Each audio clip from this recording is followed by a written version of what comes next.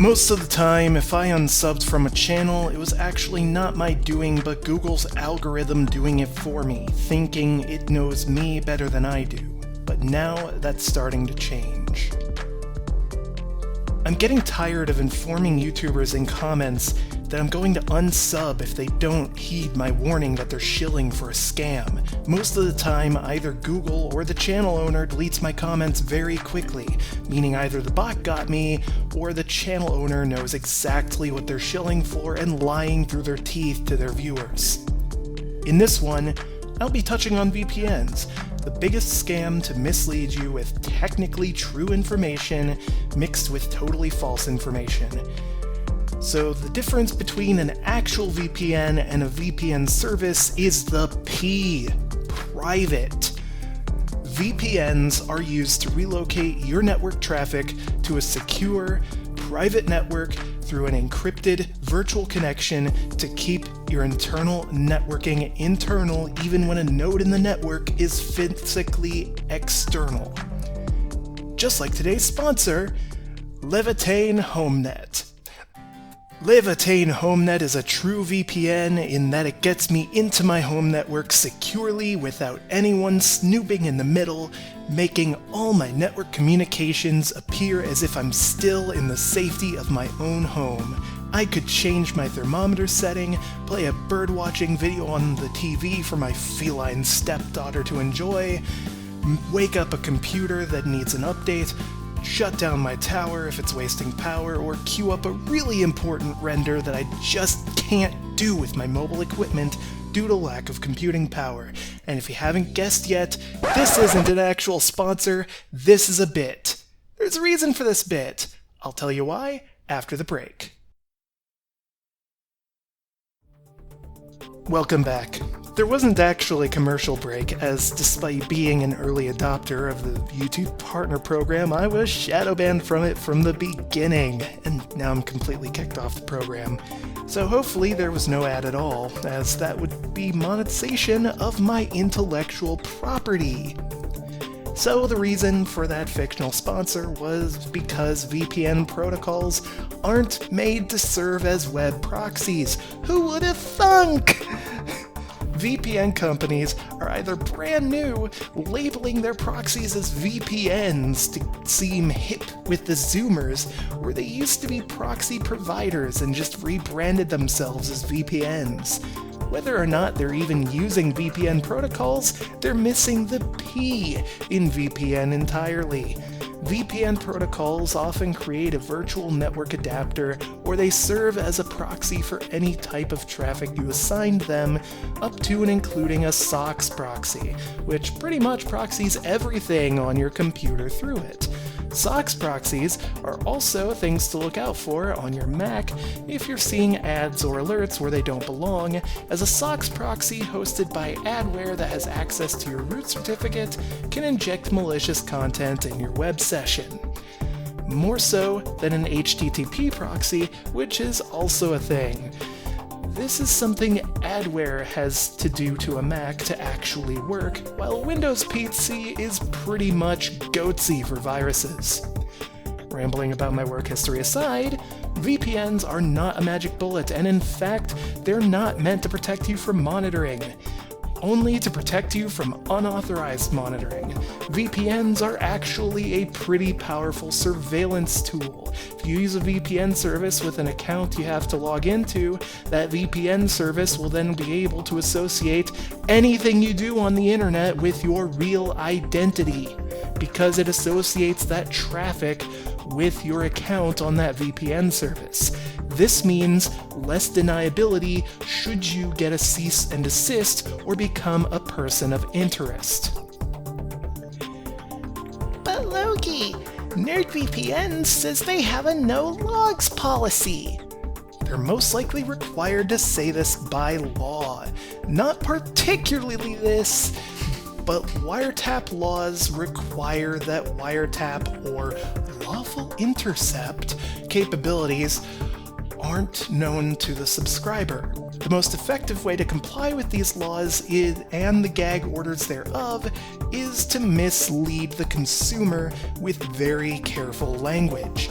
When they say they don't log or monitor except when required by law, they actually mean in order to comply with laws in countries where they have servers or customers, they keep at least a short record of logs and will preserve those logs if you happen to be a person of interest. They proceed to call this a no logs policy, which, if not for their privacy policy, which elaborates in the most cryptic of legalese, this would be criminal false advertising.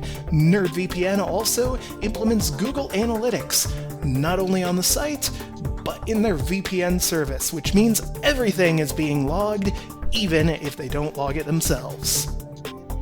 Well, it's better than having nothing to protect me, right? It's actually worse.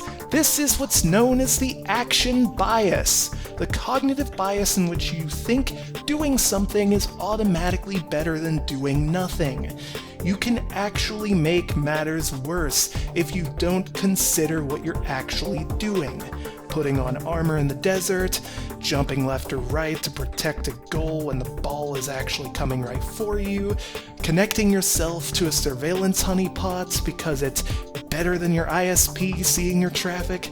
You fell for it. Total snake oil. What do I do about people snooping on my traffic? Neutral Jing, my dude. Every site worth its salt, and almost every site that isn't worth its salt as well, uses end-to-end encryption so that if any data is collected, it's collected at the server end, where no VPN can prevent it.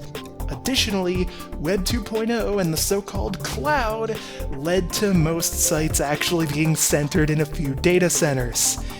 Those data centers are actually shared between the biggest top-level cloud hosts, which is why when these data centers go down, websites hosted on 3 different top-level hosts will all go down. That's right, Google Cloud, Microsoft Azure, and Amazon Web Services actually are, in many cases, served by the same data centers. If you thought the cloud was decentralized, you were fooled. But there's an advantage to this. Haha! Taking something bad and making it great! The only way a man in the middle knows where you're going is if they can see your DNS queries or they hack your computer or the server, making them less in the middle and more an infection at the endpoint. So, how do you protect your DNS queries?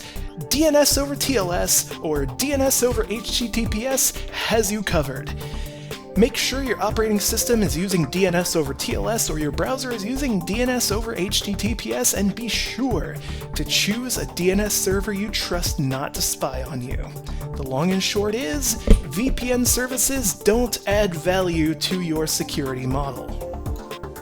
Placebo Internet Access said they protect me from viruses and trackers on websites. Shouldn't I use that VPN to protect myself? That's just straight up, flat out, and 100% criminal false advertisement.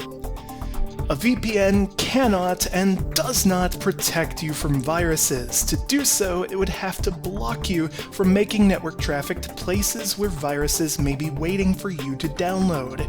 By hijacking your network traffic at your end of the HTTPS pipe, more invasive VPN services could provide content blocking services, but you're better off getting a content blocker like uBlock Origin or setting up a Pi-hole, as a VPN that can decrypt your network traffic is able to see everything you do. You may not believe you have anything to hide, but you still wouldn't give all your neighbors duplicate keys to your house. So is there any reason to use these VPN services? Yes. The same reason to use proxies back in the day. Oh man, I still remember when I used them. Hiding your location from the other endpoint. This is becoming more and more futile, but VPN services do offer one advantage for now.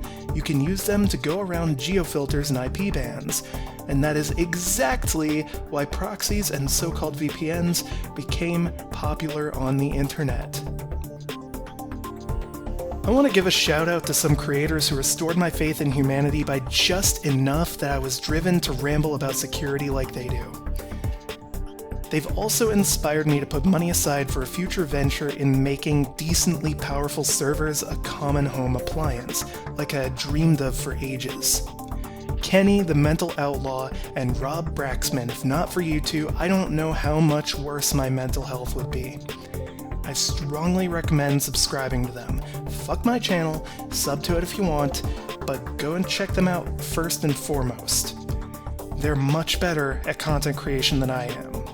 This is Loki Scarlet, signing out.